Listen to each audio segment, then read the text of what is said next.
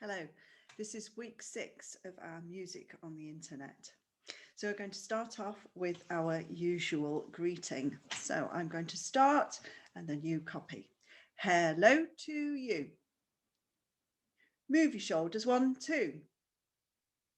Now stamp your feet and clap to the beat.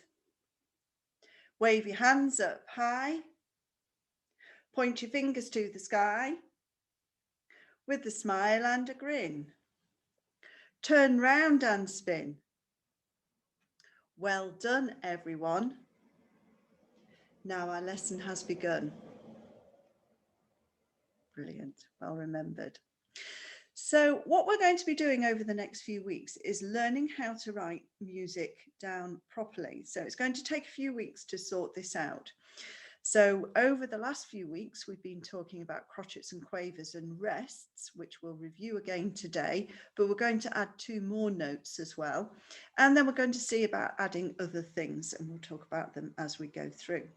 I'm going to teach you a bit of a silly song, very, very simple, but again, it's going to be used over the in a few weeks' time for when we actually write our music down. So the song goes like this. I'll do a bit and then you do a bit. So, once a man fell in a well. Splish, splash, splosh, he sounded.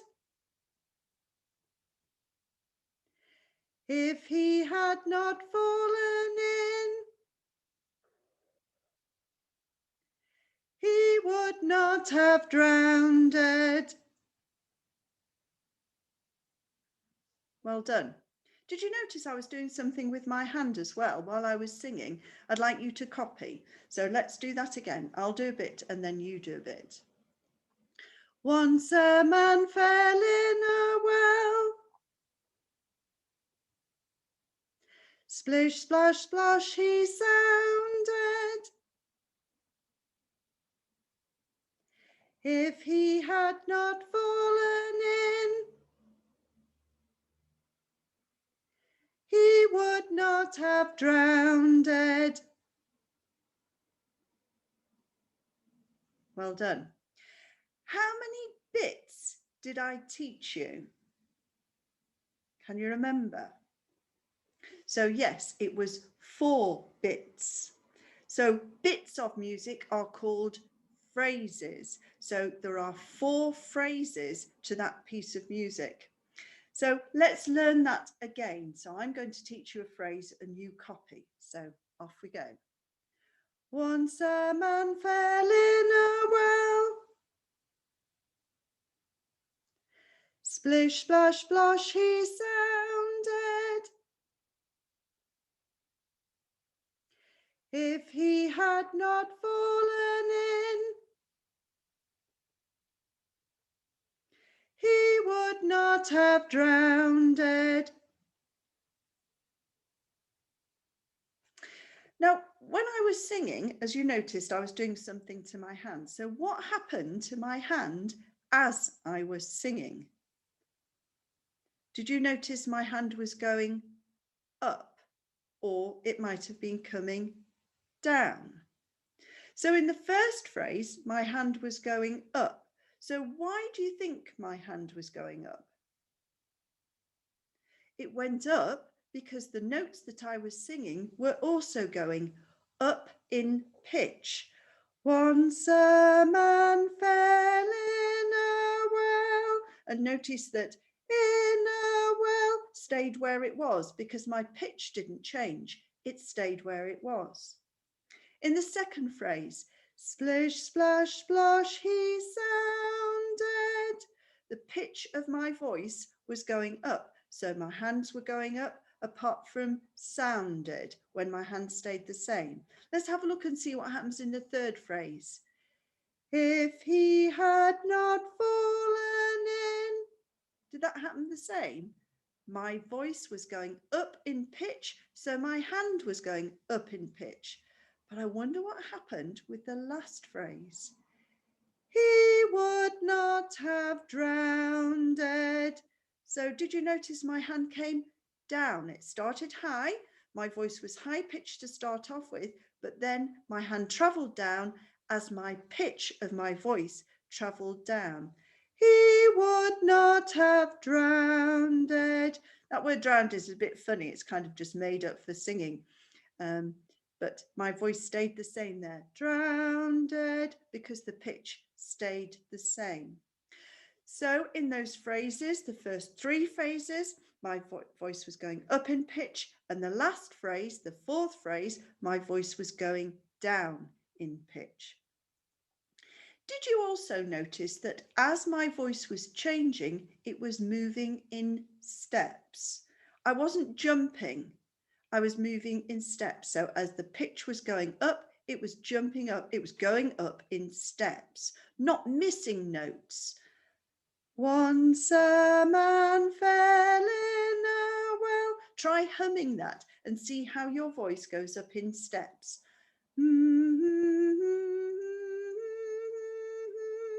And then the last phrase, he would not have drowned. Let's try humming that.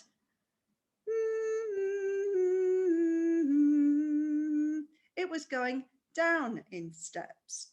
So that song, Once a Man Fell in a Well, very, very simple. It has 4 phrases, and each phrase, the voice goes up in step, up in pitch in steps, apart from the last phrase where it goes down in steps, down in pitch.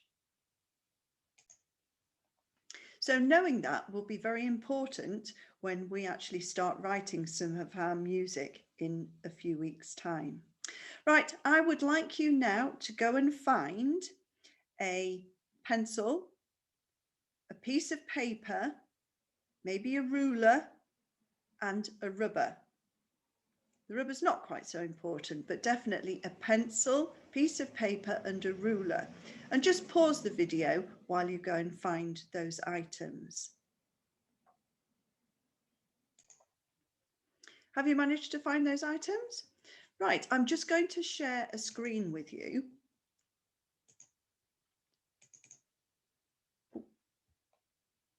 And this is my whiteboard, okay?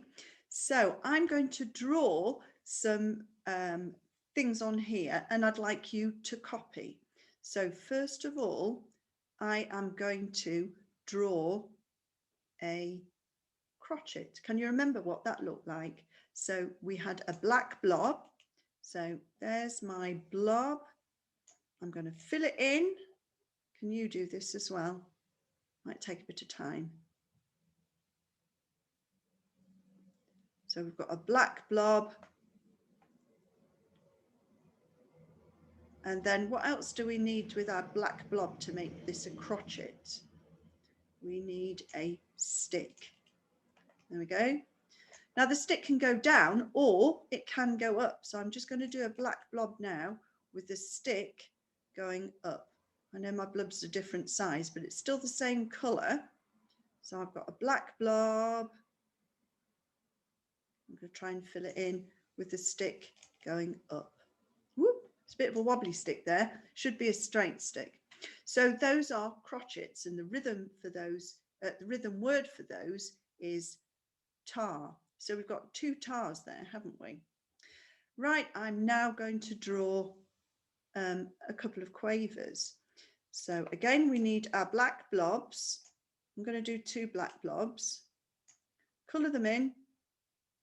Oh, I went outside the lines a little tiny bit there. Are you doing this with your piece of paper and your pencil? So we've got our black blob. I'm going to have 2 black blobs because I'm drawing 2 quavers. And then I'm going to do 2 lines, both on the same side. Notice which side my sticks are. And to make them quavers, I join them up. Those are quavers. These here are crotchets. They're not joined up with a tail, but they've just got sticks. Whereas these quavers have got tails, sticks and a tail, and that makes them 2 quavers. So quavers are TTs, so they're a bit quicker. So at the moment we've got tar, tar, TT.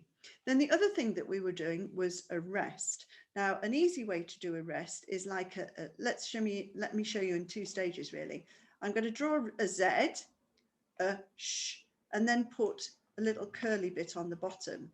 But the grown-ups actually do it with the Z a bit on its side with a curly bit like that. Can you see it's like a Z on its side with a curly bit like that? Can you draw that? Can you practice drawing that? So that is a sh when there's no sound at all. Now the notes that I want to add now are, remember all notes have blobs. All notes have blobs. Some of them are black and some of them are white. Now I've got just a white blob. That's just a circle. And that is called a semibreve. I'm just going to write the word underneath. I can't draw very neatly. Whoop. Semibreve. You can copy this if you want. Semibreve. And a semibreve is 4 counts long. Where you've got a crotchet, it's 1 count, a tar. The semibreve is equivalent to 4 of those. So it would go ta. It's a long sound. Ta. That's a semibreve. Then the other one I want you to do is it's a white blob, but it's got a stick, and that is called a minim. Oh, there we go, minim. That's called a minim. And a minim has 2 counts. So it's ta, ta. So a crotchet has 1 count, ta. Quavers are quite quick. They're half a count each, tt. Then a semibreve is ta.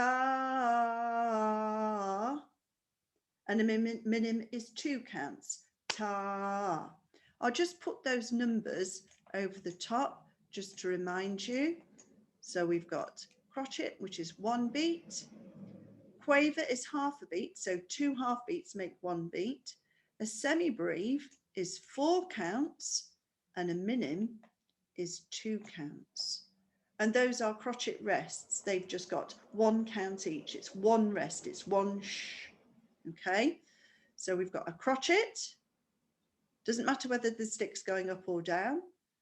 A minim, a quaver. So again, it doesn't matter if the sticks are going up or down. Semibreve doesn't have a stick. And then you've got a minim. So it doesn't, the stick can go up or down. I'll just draw a minim with the stick on the other side. So it's a white blob, not a black blob. So we've got minims, semibreves, crotchets, and quavers, and then we've got the rests there. So you draw that and you practice doing those. I'm just going to rub all of this out though now, because I'm going to do something else. So let me rub all of these words out. And this is where your ruler is going to come in useful. When you're writing words, you write usually on 1 line, whereas music is actually written, let me just erase everything, clear all drawings. Okay, that's it. Music is written on 5 lines, and 5 lines are called a stave. So let's draw on our piece of paper 5 lines. They should be straight, so you can use your ruler to do this. Mine are a bit wobbly. Whoop, that's not very good, is it? Never mind. That was a bit straighter. So I've got, oh, that's not very good. I'll erase that one. Let me undo that. Let me do that again. See if I can draw one that's a little bit straighter. Oh, bit wobbly at the end. Anyway, can you draw 5 lines? That is called a stave. And I'm just going to write the word stave here, just so that you know. Stave. So music is drawn on a stave. And at the beginning of the stave, of every stave of music that we're going to use, is a treble clef. And we're going to practice drawing a treble clef now. So treble clef is for music with high sounds. So it might be music that's written down for our voices, or it might be a violin, or it might be a flute, or it might be a recorder. Think of all sorts of instruments that have high sounds. So we're going to practice drawing, we've done the stave, now we're going to practice drawing the treble clef. So let me just draw some numbers here. We go from the bottom of the stave and we do numbers. We've drawn 5 lines and we've got 5 lines and we number them from the bottom so that we know where we're going. So when we draw a treble clef, the treble clef is like, it's like a capital letter actually. It starts our music, whereas a capital letter starts our sentence. When we draw our treble clef, it starts on line 2. So if we start with our pencil on line 2 and draw up to line 3 and back to line 2. Then we go down to line 1 and then and it looks a bit like a 9 there, doesn't it? And we go up to line 5. Does that look like a funny 6 to you? We carry on from line 5, do a loop that goes back to line 5, goes up all the way down, and then it does a little kick at the bottom. So there's my treble clef. It's a bit funny, isn't it? Shall we try that again? You draw a treble clef by starting on line 2, up to line 3, back to line 1, goes all the way round to line 5. You do a loop back to line 5, all the way down, and then you do a hook. Can you do that? I'm going to practice again. It's quite awkward doing it on the computer, I must admit. Go round from line 2 to line 3, down to line 1, up to line 5, do a loop around line 5 all the way down, and then a hook. That one wasn't as good as the first one, was it? Shall we do it once more? From line 2 round to line 3, down to line 1, up to line 5, do a curl all the way down, and then a hook at the bottom. And that is our treble clef. Let me write that word. So we've got a treble clef,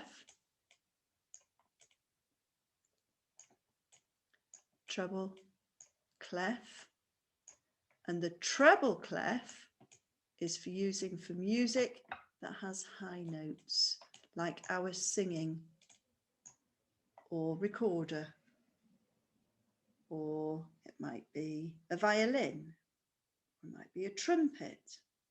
So a treble clef. A treble clef is like a capital letter. It starts the music. It starts at the beginning of the stave before we write our music. Okay.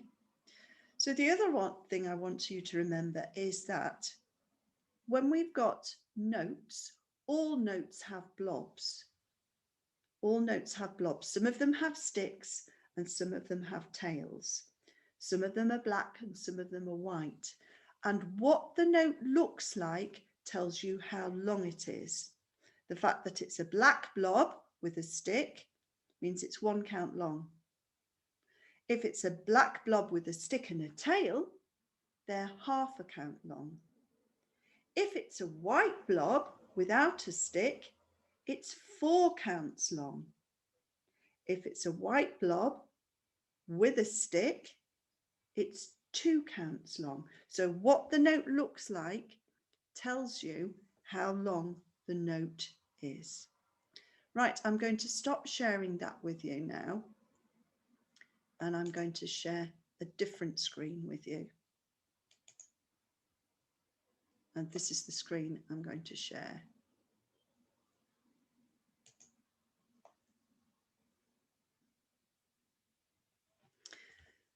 So this is the rhythm of a piece of music that's called Scat Cat Swing. So if you notice, at the moment, we're not writing on a stave. We haven't got our 5 lines. We're just getting used to reading the actual rhythm of a piece of music. We're not thinking about whether the notes are going up and down. We're just thinking about how long the notes are. So if you notice, I've got 2 pages of music here. And if you notice, each line, each stave, if we were to draw the lines in, starts with a treble clef. So we've got a treble clef at the beginning of each line. I'll just do this on page 2 as well. There we go, page 2. We start with our treble clef. It's like a capital letter. It begins each stave of music. Right, I'm going back to page 1. There's just one more thing I need to tell you, and that is about the time signature. Now, I discussed with you, I think before, that music has a magic number. And this piece of music, the magic number is 4. I know it's got 4/4 here. Forget the bottom number at the moment. It's just the top number I'm interested in.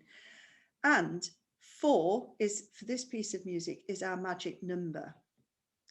Our stave is broken up into boxes, and each of these boxes ends with a line at the end of the box to show you where the next box starts. And in music, those boxes are called bars. They're not called boxes, they're called bars. So in each box, everything adds up to 4. That's our special number. Then you've got the end of the box. And then in the next box, everything adds up to 4. Then we've got the end of the box again. In the next box, in the next bar, everything adds up to 4. Then we've got the end of the box. Now let's just see if that actually is true. So we've got a crotchet there, which is 1 count, another crotchet, which is 1 count, another crotchet, which is 1 count, another crotchet, which is 1 count. So that adds up to 4. If you notice in our next box, in our next bar, that note, a minim, has 2 counts. And it's followed by a crotchet, which is 1 count, and a crotchet, which is 1 count. So there's 4 in that box. Let's have a look in this box, in this bar. We've got a crotchet, which is 1 count, plus 3 crotchet rests, 1, 2, 3. So that again adds up to 4. In that bar, we've got 4 crotchet rests. So again, it adds up to 4. So we've got the same on the next line. We've just got something a bit different here. This is a double bar line. It's not a single bar line. It's a double bar line with 2 dots. That means go back to the beginning. It means repeat. So we're going to repeat this bit of the music. So we're going to go back up here. So we've got ta, ta, ta, ta. That's ta because it's 2 counts. Ta, ta, ta, sh, sh, sh, sh, sh, sh, sh. Let's go on to the next line. Ta, ta, ta, ta, ta, ta, ta, ta, sh, sh, sh, sh, sh, sh, sh. We've actually just done that again, haven't we? So that's our repeat. Going on to the next line now. Again, it starts with the treble clef. How many counts is this one? Can you remember? It's a semi-breve. It's 4 counts. Ta. And in the next bar, we've got ta, ta, ta. Sh, sh, sh, sh, sh, sh, sh. I'm going on to the next page. Ta, ta, ta, ta, ta, ta. Sh, sh, sh, sh, sh, sh, sh. Okay, and we're going on to the next line. That's got a treble clef to start it. So we've got ta, ta, ta, ta, sh, sh, sh, sh, sh, last line here starts with a treble clef. Ta, ta, ta, ta. Sh, sh, sh, sh, sh, sh, sh. We're going back now to the first line again, the first page, and we're going to just do these first 2 lines once more. Starts with a treble clef. That's just to remind us that our magic number is 4 and that in each bar everything adds up to 4. Ta, ta, ta, ta, ta, ta, ta, ta, sh, sh, sh, sh, sh, sh, sh. Ta, ta, ta, ta, ta, ta, ta, ta, sh, sh, sh, sh, sh, sh, sh. Then it repeats. So we're going back to the beginning. We're going to do these 2 lines once more, then we finish here. Ta, ta, ta, ta, ta, ta, ta, ta, sh, sh, sh, sh, sh, sh, sh. Ta, ta, ta, ta, ta, ta, ta, ta, sh, sh, sh, sh, sh, sh, and then stop. We're at the end of our music. So let me just review that again. So every crotchet, every black blob with a stick is a tar and it's got 1 count. Every white blob with a stick is a minim and it's got 2 counts. Every white blob without a stick is a semi-breve and it has 4 counts. And every one of these squiggly things is a crotchet rest. Each crotchet rest is 1 count long. And remember that at the beginning of our music, it's like a capital letter. We have a treble clef, and then we have our time signature to tell us what the magic number is. Everything in that bar adds up to 4 beats. Right, I'm just going to stop sharing that a minute. And I'm now going to share 2 pages with you at the same time, hopefully. What I would like you to do now is just pause the video, and I'd like to get you to get a percussion instrument. You might just want to decide to do it with your hands, or you might get a shaker, or you might get a pan with a spoon to bang it, or you might bang 2 spoons together, whatever you want to do. So pause the video, go and find a percussion instrument. Now I'm going to share 2 screens together.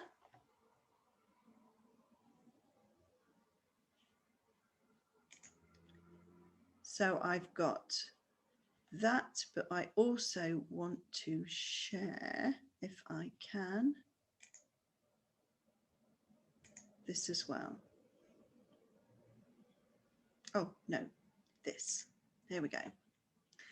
Now, what I'd like you to do is, actually, I'm going to stop sharing that a minute. I'm going to reshare that. Make sure I've got some music that you can get. Share my screen. Share. And we've got the music as well. So what we're going to do is we're going to play with our percussion instruments, the rhythm that we've got written up here, along with the music that I'm going to play at the same time. It does have an introduction to it. Oh, I've lost that. Okay, so there's an introduction to it as well. Here we go.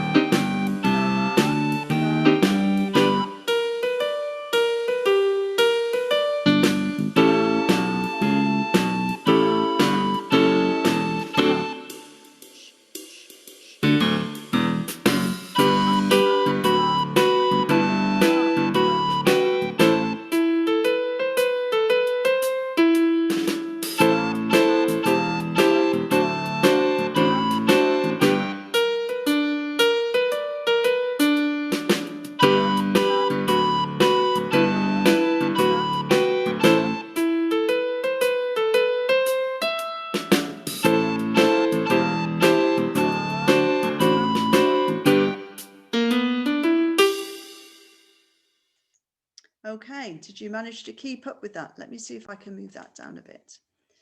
Right, and I'm going to put that back to the beginning again. Did you manage to follow that? We're going to do it one more time, and I'm going to clap the rhythm with you. I'm not going to say anything. You can hear the recorder playing on the piece of music, the tune there, and you're going to follow the rhythm of that tune. Okay, so here we go. Are you ready? We're going to clap the rhythm following the notes on the piece of music. Off we go now.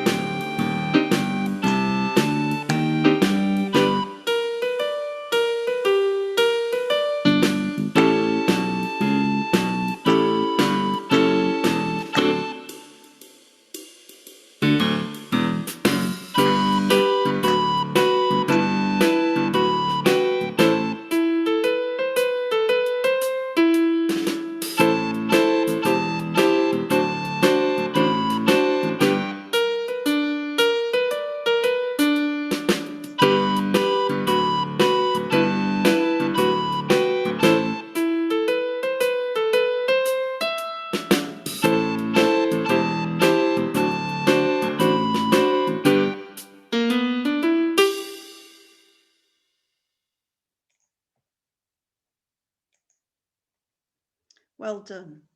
Did you enjoy that? Did you manage to do that? So that piece of music was called Scat Cat Swing.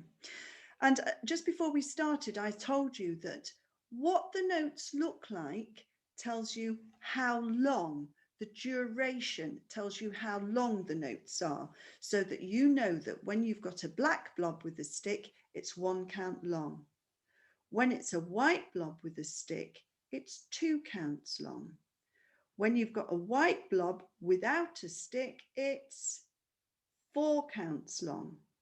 And then when you've got a squiggle like this, that's a 1 count rest. So if you've got 3 of them, you're going to be resting for 3 counts. If you've got 4 of them, you're going to be resting for 4 counts. Okay, then what was that shape there?